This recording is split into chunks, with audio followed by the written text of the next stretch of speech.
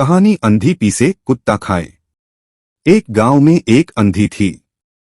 उसकी दो लड़कियां थीं जो बाल बच्चे वाली थीं और अपनी अपनी ससुरा में रह रही थीं। अंधी का पति मर चुका था।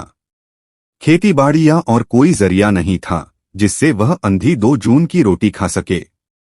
वह इतनी खुददार थी कि दान के रूप में रोटियां खाकर वह जीन नहीं चाहती थी। पति के मरने के थोड़े दिन बाद ही उसे लाला के यहाँ से गेहूं पीसने का काम मिल गया।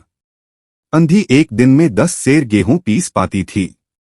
सुबह 4 बजे चक्की चलाने बैठ जाती थी। जब सुबह अधिक हो जाती तो घर के कामों से निपटकर आराम करती। फिर उसके बाद बैठती तो पूरे गेहूं पीसकर ही उठती थी। गेहूं पीसते हुए लगभग शाम के 5 बज जाते थे। इसके बाद वह टोकरे में आटा लेकर लाला के यहाँ पहुंचती थी। उसी टोकरे में पीसने के लिए गेहूं लेकर आती थी। इस तरह उसका काम चलता रहा और अंधी को दाल रोटी मिलती रही। कुछ दिन बाद आटे का टोकरा कुछ खाली जाने लगा। लाला कहता कि मालूम पड़ता है तू आटा निकाल लेती है, अब टोकरा खाली आता है। अंधी कहती लाला मैं अकेली हूं, आटा किसके लिए निकालूंगी, मेरा तो इस मजदूरी में ही गुजारा हो जाता है। लाला को वैसे अंधी पर पूरा विश्वास था, फिर भी वह गेहूं पीसने के लिए देता रहा। अंधी पीस पीस कर आटा देती रही।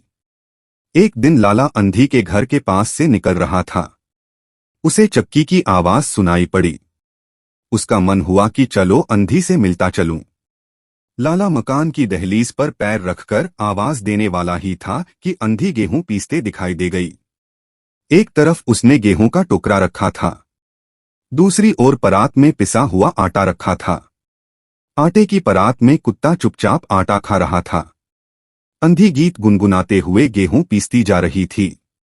लाला ने देखकर अपना माथा पीट लिया और उल्टे पैर लौट आया। लाला रास्ते में सोचता जा रहा था, अंधी पीसे कुत्ता खाए।